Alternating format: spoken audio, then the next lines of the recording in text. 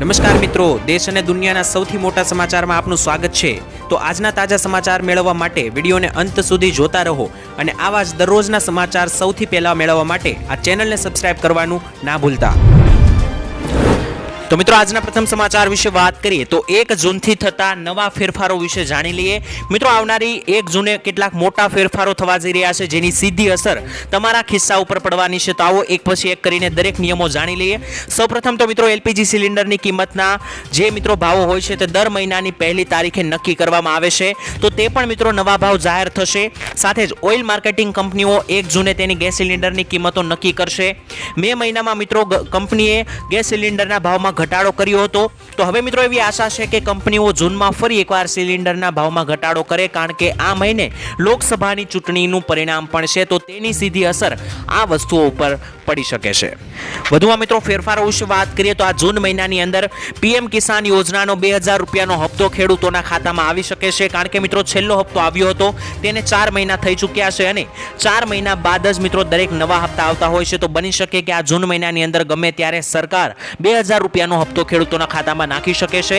ત્યારબાદ મિત્રો 14 જૂન સુધીમાં તમારે તમારું આધાર કાર્ડ અપડેટ કરાવી દેવું, કારણ કે 14 જૂન છેલ્લી તારીખ રાખવામાં આવી છે। જો તમારે કોઈ પણ સુધારો વધારો આધાર કાર્ડમાં કરવો હોય તો મિત્રો 14 જૂન સુધીમાં પતાવી લેજો, કારણ કે ત્યારબાદ તમારે જો કોઈ સુધારો કરવો હશે તો તેની માટે તમારે ફી આપવી પડશે, એટલે કે પૈસા ચૂકવવા પડશે। વધુમાં મિત્રો વાત કરીએ તો આ જૂન મહિનાની અંદર હવામાન નિષ્ણાંતોએ આગાહી કરી છે કે ચોમાસું શરૂ થશે। તો આ મહિનાની અંદર લગભગ દરેક ખેડૂતો વાવણી પણ કરી લેશે તેવી પણ આગાહી કરવામાં આવી છે।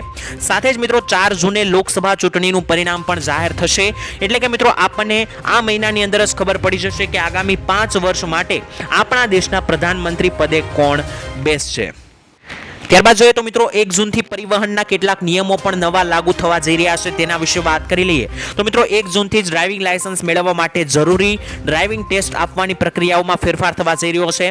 હવે મિત્રો તમારે લાયસન્સ કઢાવવું હોય તો આ ટેસ્ટ આરટીઓની કચેરીએ જઈને આપવી નહીં પડે।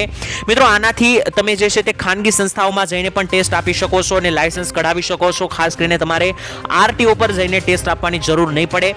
આનાથી મિત્રો લોકોને ડ્રાઇવિંગ લાયસન્સ ટેસ્ટ આપવા માટે આરટીઓના ધક્કા પણ નહીં ખાવા પડે, જેથી કરીને મિત્રો લાયસન્સ કઢાવવા માટેનો આ નિયમ જે છે તે મિત્રો બદલવામાં આવ્યો છે।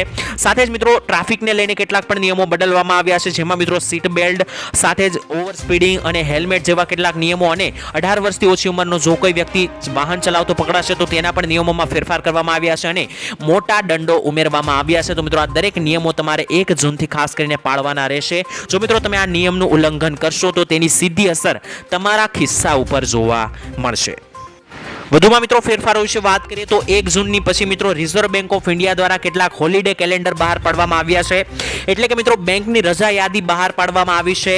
આ મહિનાની અંદર મિત્રો ટોટલ 10 દિવસ જૂન મહિનામાં બેંકો બંધ રહેવાની છે અને આ સુનિશ્ચિત રજાઓમાં મિત્રો રવિવાર, બીજો અને ચોથો શનિવાર સાથે જ ઈદ જેવા કેટલાક તહેવારો આવે છે। સાથે જ દેશમાં મિત્રો લોકસભાની ચૂંટણીના 7મા તબક્કાને ધ્યાનમાં રાખીને 1 જૂને પણ મિત્રો ઘણા રાજ્યોમાં રજા રહેવાની છે બેંકોની અંદર। તો મિત્રો ટોટલ 10 દિવસ જેટલી રજા રહેવાની છે બેંકો તો તમે આરબીઆઈ દ્વારા બહાર પાડવામાં આવેલું રજા યાદીનું લિસ્ટ જોઈને જજો, જેથી કરીને મિત્રો જો તમે બેંકે જાવશો તો તમારે ખોટા ધક્કા ના ખાવા પડે। તો આવી શકે છે બીજું વાવાઝોડું। મિત્રો હવામાન વિભાગે જણાવ્યું છે કે રેમલ નામના વાવાઝોડાનો ભેજ અને અરબ સાગરના ભેજને કારણે 4 જૂન સુધીમાં આંધી વંટોળ સાથે પ્રી મોન્સૂન એક્ટિવિટી થવાની શક્યતા રહેશે। ખાસ કરીને મિત્રો 8 જૂનથી લઈને અરબી સમુદ્ર અને બંગાળના ઉપસાગરમાં ડીપ ડિપ્રેશન બનવાની શક્યતા છે, જેને લઈને એક વાવાઝોડું સર્જાઈ શકે છે। 8 થી લઈને 14 જૂન સુધીમાં મિત્રો અરબી સમુદ્રમાં વાવાઝોડું બનવાની ભારે શક્યતા રહેલી છે તેવું હવામાન ખાતાએ જણાવ્યું છે અને દક્ષિણ ગુજરાત અને સૌરાષ્ટ્રના ભાગોમાં 7 થી લઈને 14 જૂનમાં ચોમાસાનો વરસાદ થવાની પણ શક્યતા હવામાન ખાતાએ વ્યક્ત કરી છે। ખાસ કરીને મિત્રો હવામાન ખાતાનું એવું કહેવું છે કે રેમલ વાવાઝોડું જે આવ્યું હતું 5 દિવસ પહેલા, તે વાવાઝોડાના ભેજને કારણે અત્યારે ગુજરાતમાં પ્રી મોન્સૂન એક્ટિવિટીની આગાહી છે અને સાથે જ 7 જૂનથી લઈને 14 જૂન વચ્ચે ગુજરાતમાં એક નવું વાવાઝોડું દસ્તક દઈ શકે છે અને તે પણ મિત્રો અરબ સાગરની અંદર। ત્યારબાદ જોઈએ તો મિત્રો શું મોદી સરકાર ચૂંટણી હારી જશે? મિત્રો ભાજપ માટે એક ચિંતાના સમાચાર આવી રહ્યા છે, કારણ કે મીડિયાના રિપોર્ટ મુજબ ફલોદી સટ્ટા બજારનો નવો સર્વે સામે આવ્યો છે અને આ સર્વે મુજબ ભાજપનો ગ્રાફ 6ઠ્ઠા તબક્કાના મતદાન બાદ નીચે જતો જોવા મળી રહ્યો છે.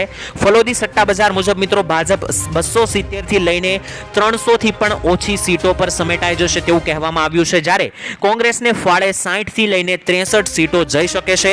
અને મિત્રો આ કોંગ્રેસ પાર્ટી માટે ખૂબ જ સારા અને ખુશખબર વાળા સમાચાર ગણી શકાય. મિત્રો તમને શું લાગી રહ્યું છે? આ વર્ષની લોકસભાની ચૂંટણીના પરિણામ હવે 3-4 દિવસની અંદર આવવાના છે, તો તમારા મતે કઈ સરકાર બનવા જઈ રહી છે? નીચે કોમેન્ટમાં લખીને જણાવી આપજો. ત્યારબાદ જોઈએ તો 2000 રૂપિયાનો હપ્તો આ તારીખે આવી શકે. મિત્રો લાભાર્થી ખેડૂતો પ્રધાનમંત્રી કિસાન સન્માન નિધિ યોજનાના 17મા હપ્તાની લગાતાર રાહ જોઈ રહ્યા છે.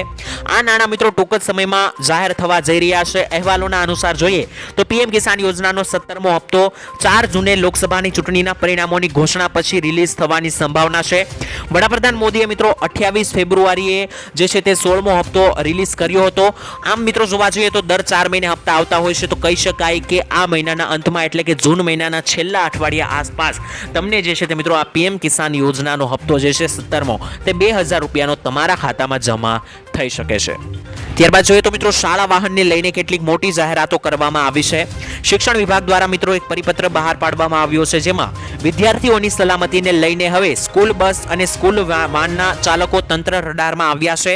મિત્રો જો વિદ્યાર્થીઓને સ્કૂલ બસ કે વાનમાં તમે ઘેટા બકરાની જેમ ભરવામાં આવશે, તો હવે તેવા સ્કૂલ અને સ્કૂલ બસના ચાલકો સામે કાર્યવાહી કડક કરવામાં આવશે. સ્કૂલ વાનમાં મિત્રો નિયમ પ્રમાણે 14 બાળકો બેસાડવાના હોય છે, જ્યારે ઇકોમાં 8 બાળકો અને સ્કૂલ રિક્ષામાં 6 બાળકો બેસાડવાના હોય છે. વાલીઓને પણ સૂચના આપવામાં આવી છે કે જો સ્કૂલ વાનની અંદર અથવા બસમાં બાળકોને જરૂર કરતાં વધારે બેસાડવામાં આવશે તો તરત જ આરટીઓ અધિકારી કે ટ્રાફિક પોલીસને જાણ કરી દેવાની વાલીઓએ જઈને, જેથી કરીને મિત્રો તે જે છે તે આગળ કાર્યવાહી કરી શકે. કારણ કે મિત્રો આવી રીતના વધારે બાળકોને ઘેટા બકરાની જેમ જો પૂરવામાં આવે તો મિત્રો દુર્ઘટના બની શકે છે. ત્યારબાદના મહત્વના સમાચાર વિશે મિત્રો વાત કરીએ તો પરેશ ગોસ્વામીની જૂન મહિનાને લઈને મોટી આગાહી. મિત્રો હવામાનના નિષ્ણાંત પરેશભાઈ ગોસ્વામીએ જણાવ્યું છે કે વલસાડ, ગીર સોમનાથ, જૂનાગઢ અને અમરેલીથી ચોમાસાનું પ્રારંભ આ વર્ષે થવાનું છે. ખાસ મિત્રો 14 તારીખથી લઈને 25 જૂન સુધીમાં રાજ્યના તમામ જિલ્લાઓમાં વરસાદ નોંધાઈ જશે. 14 જૂનથી લઈને 25 જૂન સુધીમાં વાવણી લાયક પણ સારો એવો વરસાદ પડી જશે અને આ સમયગાળા દરમિયાન 2 થી 3 વખત તબક્કાની અંદર મિત્રો વરસાદ જોવા મળશે તેવું પણ પરેશભાઈએ જણાવ્યું. સાથે જ 5 થી 8 પ્રી મોન્સૂન એક્ટિવિટીના ભાગરૂપે વરસાદી ઝાપટા આવશે, એટલે કે 5 જૂનથી લઈને 8 જૂનની વચ્ચે ચોમાસાની પહેલાના જે ઝાપટાઓ જોવા મળતા હોય છે તે મિત્રો પડશે તેવું પણ પરેશ ગોસ્વામી દ્વારા કહેવામાં આવ્યું છે. અને તેમણે મિત્રો વધુમાં કહ્યું છે કે આ વર્ષે ચોમાસું જે છે તે વહેલું આવી જશે અને રાજ્યમાં 98 થી લઈને 108% જેટલો વરસાદ આ વર્ષના ચોમાસાની અંદર નોંધાશે. ત્યારબાદ જોઈએ તો મિત્રો ખેડૂતોના પૈસા લૂંટાશે, સાવધાન રહેજો ખેડૂતો. મિત્રો અત્યારે ખેડૂતોને પીએમ કિસાન યોજના નામની ખોટી એપ્લિકેશન WhatsApp પર અત્યારે ફરી રહી છે. તેનાથી મિત્રો ખેડૂતોને અત્યારે છેતરવામાં આવી રહ્યા છે.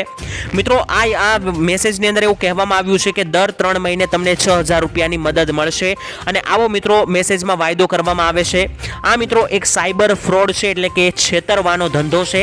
લિંક ઉપર મિત્રો જો તમે ક્લિક કરો છો, એટલે કે કોઈ પણ ખેડૂત આ લિંક ઉપર ક્લિક કરે છે તો તમારા બેંક ખાતામાંથી પૈસા ઉપાડી લેવામાં આવશે. કૃપા કરીને મિત્રો આ પ્રકારની શંકાસ્પદ લિંક તમારે ખોલવાની નથી. જો મિત્રો તમારે કોઈ પણ પ્રકારનો પીએમ કિસાન યોજનાનો મેસેજ આવે છે કે તમારે પીએમ કિસાન યોજના અંતર્ગત દર 3 મહિને તમને 6000 રૂપિયા મળશે, તો મિત્રો આવો કોઈ પણ મેસેજ આવે છે તેને તમારે ખોલવાનો નથી. તેના પર જો તમે ક્લિક કરશો તો તમારા બેંકમાંથી પૈસા પણ કટ થઈ શકે છે.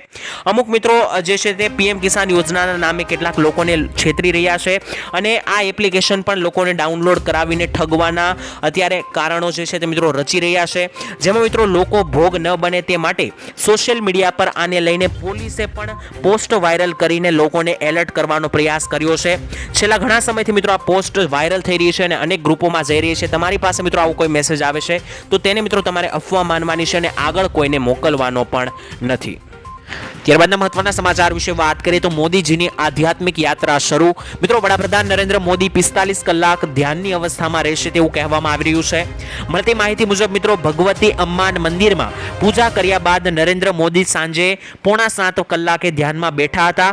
હવે મિત્રો વડાપ્રધાન મોદી 45 કલાક આ ધ્યાનની અવસ્થામાં જ રહેશે અને આ 45 કલાક માટે તેમનો આહાર ફક્ત નારિયેલ પાણી, દ્રાક્ષનો રસ અને અન્ય પ્રવાહી જ રહેશે. તેમણે મિત્રો અન્નનો ત્યાગ કર્યો છે. 45 કલાક માટે માટે તેઓ મિત્રો ધ્યાન ખંડમાંથી બહાર આવશે નહીં અને મૌન રહેશે. મિત્રો નરેન્દ્ર મોદી જે છે તે આવનારા લોકસભાની ચૂંટણીના પરિણામ મુદ્દે જે છે તે અત્યારે આધ્યાત્મિક યાત્રા ઉપર ગયેલા છે અને 45 કલાક સુધી મિત્રો તેમણે મૌન ધારણ કર્યું છે અને સાથે જ તેમણે મિત્રો અન્નનો ત્યાગ પણ કર્યો છે. ત્યારબાદના મહત્વના સમાચાર વિશે મિત્રો વાત કરીએ તો ખેડૂતોની આશાઓ ઉપર પાણી ફર્યું. મિત્રો ખેડૂતો માટે દેવામાફીને લઈને ખૂબ જ મહત્વપૂર્ણ સમાચાર આવી રહ્યા છે.